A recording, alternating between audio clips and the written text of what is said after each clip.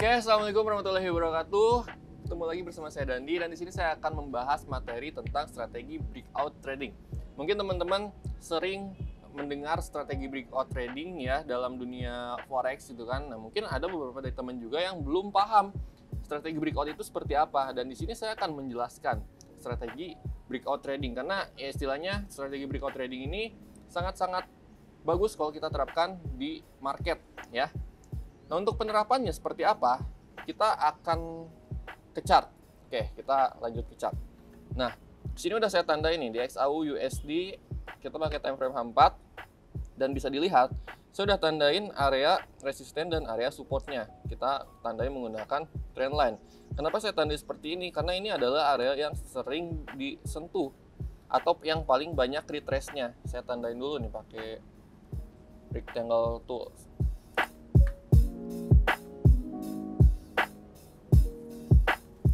Nah, di sini contohnya ini di retrace sekali.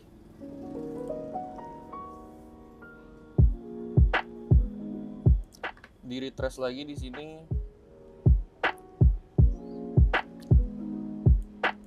Dua kali. Sama yang di sini. Nah, ini area resistennya yang di retrace atau paling banyak disentuh oleh harga ya. Jadi kita tandain area tersebut dengan menggunakan trend line. Nah, untuk area supportnya kita tandain juga di sini.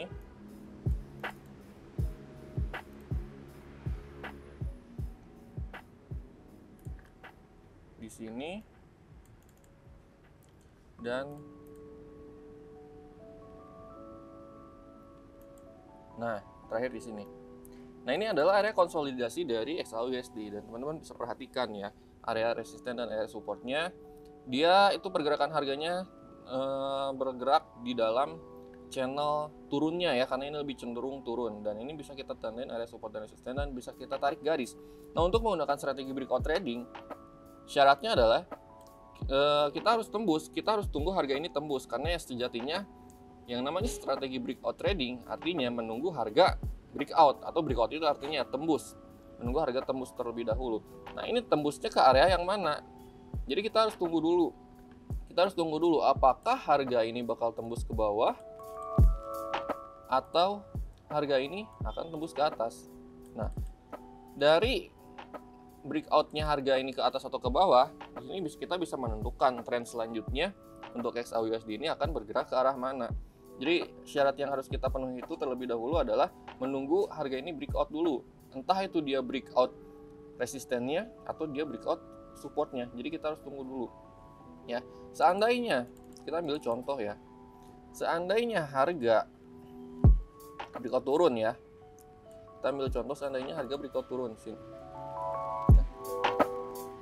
Artinya apa? Artinya trennya ini akan melanjutkan untuk ke arah penurunan. Karena setelah masa konsolidasinya, ternyata harga lebih cenderung untuk kuat turun, ya, lebih cenderung untuk kuat turun. Ya, artinya istilahnya sellernya di sini lebih kuat, sellernya lebih mendominasi, dan di sini peluang kita itu adalah untuk ambil posisi sell. Nah, pertanyaannya untuk ambil posisi sellnya itu kapan gitu kan? Kalau misalnya ini harus pakai contoh ya. Ambil sellnya itu adalah ketika harga candle ya, ketika candle ini, candle yang sedang berjalan contohnya, misalnya dia tembus ke sini, dia tembus ke sini, atau dalam satu candle ya, dalam satu candle dia tembus, melakukan penembusan, itu belum disebut breakout ya, itu baru disebut sebagai break. Jadi ada bedanya antara breakout dan break. Kalau break itu artinya candlenya dia masih menyentuh area trend line-nya, itu break.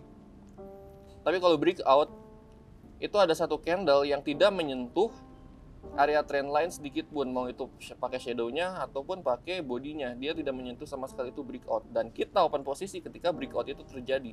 Jadi ketika break, ketika candlenya baru break gitu ya, artinya candlenya masih bersentuhan dengan area trend line-nya, kita belum ambil posisi di situ. Tapi kita mengambil posisi ketika ada satu candle yang disebut candle breakout yang sama sekali tidak menyentuh area trend line-nya, mau itu shadow-nya, mau itu bodinya, dan di situ kita open posisi.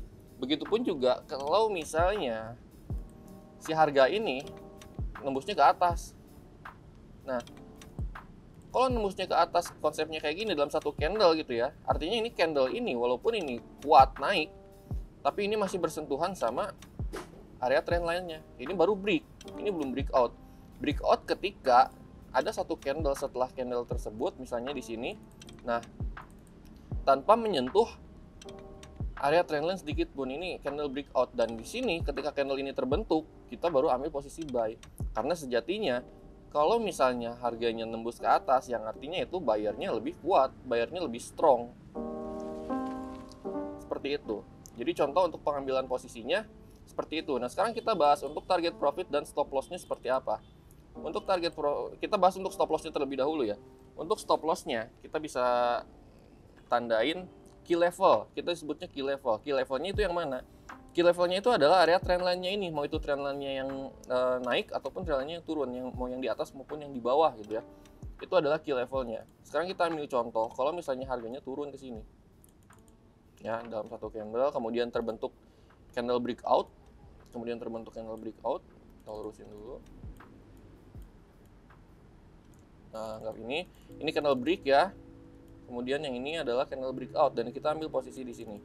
Nah, ketika candle breakout-nya terbentuk, kita ambil posisi sell ya, karena istilahnya sellernya di sini lebih mendominasi karena supportnya yang berhasil ditembus. Kita ambil posisi sell di sini, dan untuk titik stop loss-nya kita taruh di atas key level-nya, sedikit di atas key level-nya, mungkin di sekitar sini nih. Nah, di sekitar sini. Key level-nya adalah area trendline ini, dan kita taruh stop loss-nya di atas trendline ini ya. Kenapa kita taruh stop loss di atas trendline ini? Karena sewaktu-waktu harga itu akan membentuk retrace ya.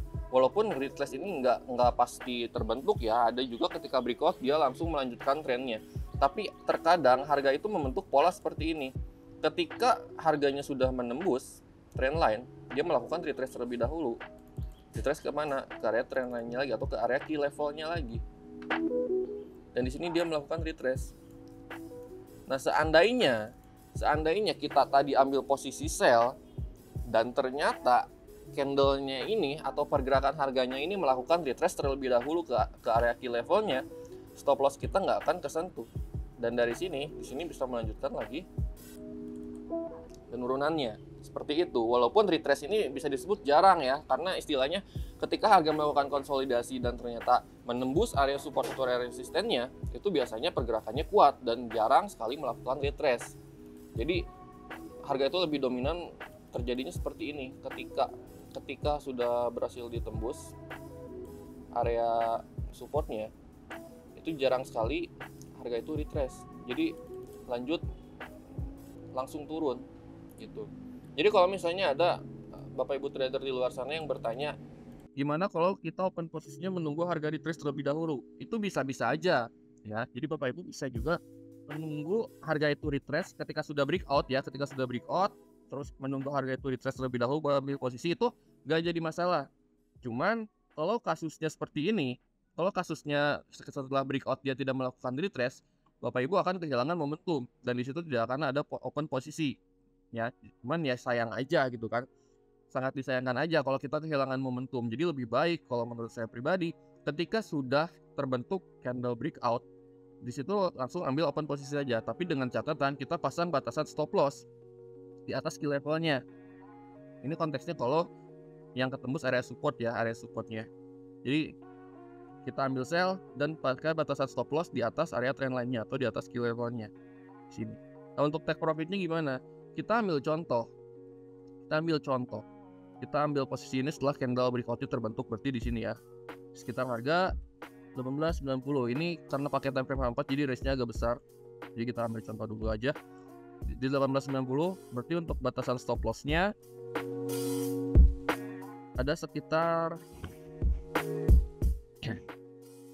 40 poin ya. Nah, untuk target profitnya itu minimal 40 poin juga. Jadi 1:1 di sini. 1:1 40 poin juga, berarti untuk target profitnya ada di 19.50. Untuk take profitnya ada di 19.50. Nah, di sini. Kalau misalnya ada pertanyaan lagi, contoh misalnya Pak, kalau misalnya saya mau ambil take profit itu lebih dari 40 poin, jadi istilahnya 2:1 lah dengan batasan resikonya, itu bisa-bisa aja.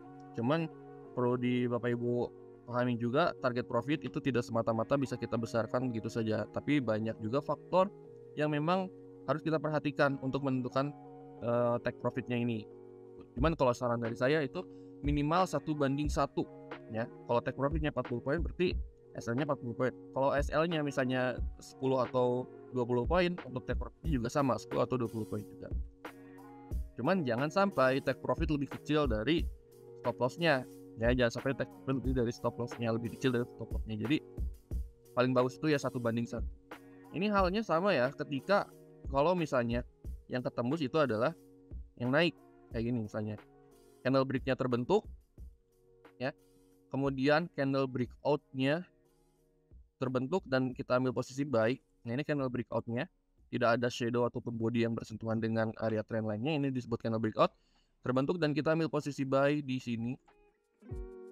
Nah, ketika sudah close 1983, kita pakai batasan stop loss-nya di mana? Kita taruhnya di sini, di bawah key level-nya atau di bawah trend line-nya di 1957. Berarti jarak dari harga OP ke stop loss-nya itu sekitar 24 poin. Berarti untuk TP-nya juga itu sama ya. TP-nya juga 24 poin. TP-nya di 2007. TP-nya di harga 2007. Nah, seperti itu. Jadi di sini enak. Enaknya kenapa? Kita pakai batasan stop loss dan batasan stop loss-nya itu udah memang di area yang ideal.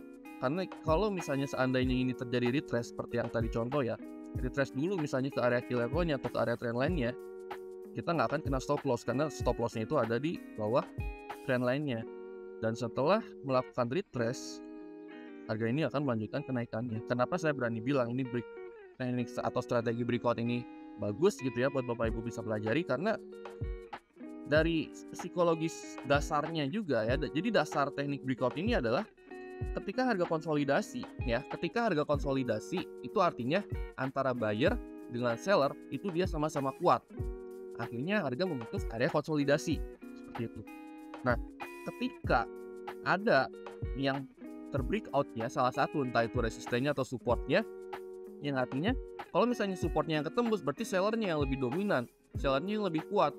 Kalau misalnya kalau misalnya area resistennya ketembus berarti buyernya yang lebih dominan, buyernya lebih kuat. Yang mana kalau kita open posisi sesuai dengan buyer atau sellernya yang lebih kuat, ya peluang kita buat bisa profit itu jauh lebih besar. Makanya strategi breakout ini bagus untuk Bapak Ibu bisa pelajari dan bisa terapkan di tradingnya sehari-hari. Karena salah satu alasan saya open posisi di akun saya pribadi ya, salah satu alasan saya open posisi juga menggunakan teknik breakout ya, walaupun yang utamanya itu adalah support resisten, tapi saya juga memperhatikan batasan-batasan breakout-nya seperti itu. Jadi teknik ini sangat simpel tapi peluangnya bagus. Oke, mungkin cukup sekian untuk pembahasan strategi breakout trading di video materi hari ini. Dan semoga Bapak Ibu bisa memahami apa yang sudah saya jelaskan. Dan kalau misalnya Bapak Ibu masih belum memahami atau masih ada yang ingin ditanyakan lebih lanjut tentang strategi breakout trading ini, Bapak Ibu bisa hubungi kontak saya, nanti ada di deskripsi ya. Bapak Ibu bisa cek aja di deskripsinya, itu ada kontak saya. Bapak Ibu bisa tanya-tanya lebih lanjut tentang strategi breakout trading ini. Oke, mungkin sekian dari saya. Sampai ketemu lagi di video materi berikutnya. Nextnya kita akan bahas materi-materi trading yang lain yang lebih menarik juga. Oke, mungkin sekian dari saya. Saya pamit undur diri. Wassalamualaikum warahmatullahi wabarakatuh.